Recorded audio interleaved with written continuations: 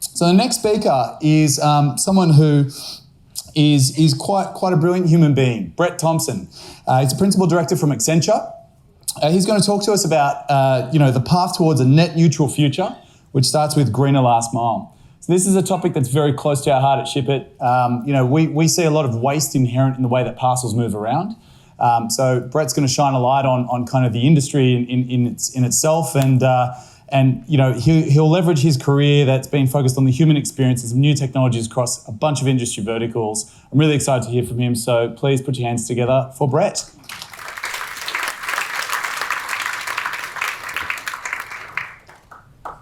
And then the consultant takes the stage and tells you the world's going to shit unless we acted upon it yesterday. Thank you. This is a tale of 3 cities and a model that we actually prepared during those last 3 years that we've just been sort of reflecting upon. That was a moment in time whereby supply chains, distribution models were being proven right for disruption. But by way of introduction, I'm Brett Thompson. I've come here today from Darug and Gundungurra country, where I'm fortunate enough to be living in a World Heritage listed national park. And air quality up there is rarely something that is an issue, obviously 2019, 2020 aside.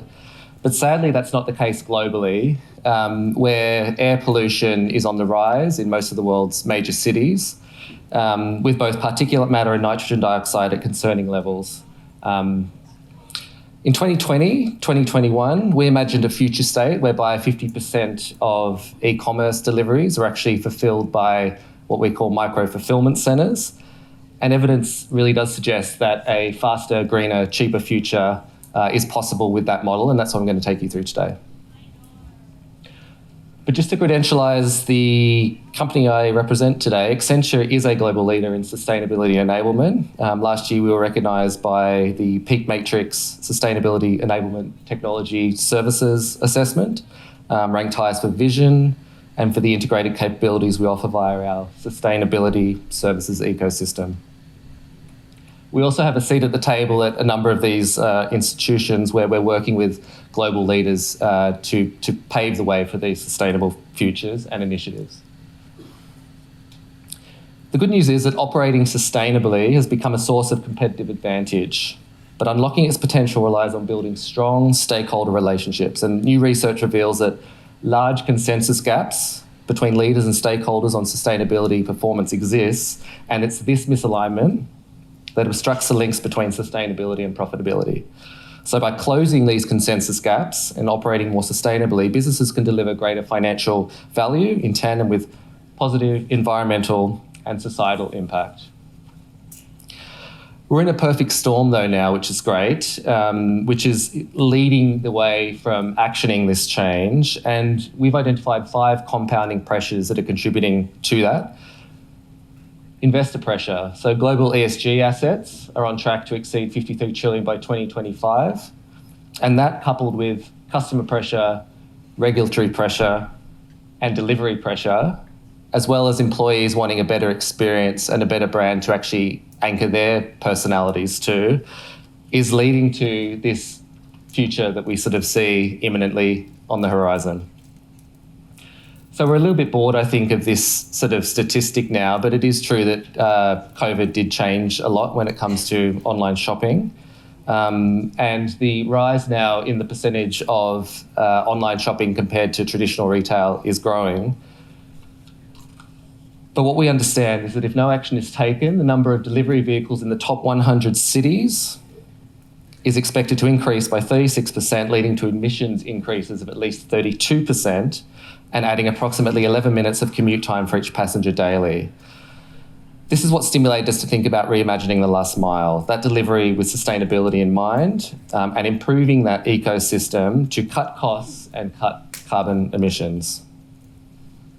So the model itself that we conducted asked sort of 2 main questions. The first question was, what would the impact be if 50% of those e-commerce orders were fulfilled via micro-fulfillment centres? And then with that, how might this model decrease congestion and decrease emissions? And we look particularly at sort of particulate matter, nitrous oxide and carbon dioxide. And the estimates in the model were dependent on 5 main drivers. They were the prevalence of micro-fulfillment centres currently. We've got a very low base that we were modelling that off. The estimates of the number of deliveries through each of these delivery channels. The average distance travelled for each stage in that package's delivery cycle. The assumed vehicles mix for each channel and the associated emissions rates of those vehicles. And the demand and substitution effects which result in free and fast delivery. We're calling this a sustainable last mile. And here's a summary of what we found, broken down into 8 key stats that I wanted to share with you, and also 3 recommendations for how you can agitate this change. But before we go into that, let's just quickly align on what we define as that sustainable last mile. And what we're looking at there is a model whereby a central dispatch warehouse is delivered to a local fulfillment centre within sort of a 1 kilometre radius of the package recipient. And that package recipient can either choose to collect that package on foot or on whatever vehicular means they decide, or have it delivered to them via a lesser sized vehicle at that moment in time. And what we found was that the report estimates that local fulfillment centres could result in an emissions decrease between 16 and 27% from now until 2025. And this is broadly consistent across 3 cities. Now, I didn't touch on those 3 cities. Those 3 cities we looked at were Chicago, London and Sydney, and we chose them based on the diversity of those cities from a scale, congestion, vehicular type perspective. What we also found which was interesting in this model approach was that idea that there is a further drop in congestion when we factor in route optimization into this mix. So route optimization, yes, can improve these, but when put in perspective and in partnership with local fulfillment centres, the statistics itself rose. So let's take a look at some of the key impacts of this local fulfillment and deep dive into results. The first one, the effect of local fulfillment is more significant than that of route optimization, but when used together, we see an additional decrease of about 140 million kilometres driven by delivery vehicles, resulting in an additional reduction of 7 to 9% of delivery van emissions. Sydney statistic, that looks at about a $27 million decrease, 27 million decrease in van deliveries, and that 2% delivery traffic decrease as well. The second statistic there is distance travelled per item. And it's the same as with direct deliveries, but the first leg of the journey, if made by larger vehicles, leads to an increased efficiency on that leg of the journey and reduced emissions accordingly. And then according to this model, if all customers within that 1 kilometre radius of a fulfillment centre collected their packages on foot, that would decrease emissions by 7,000 tonnes of CO2 per year.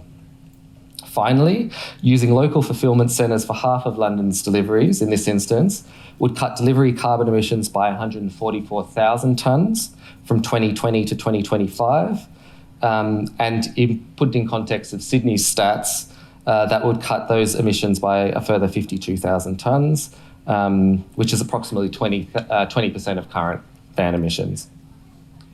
Additionally, when route optimization is applied, which we're sort of associating as being about a 5% cut in last mile delivery, local fulfillment sees an additional reduction of 65,000 tonnes of that CO2.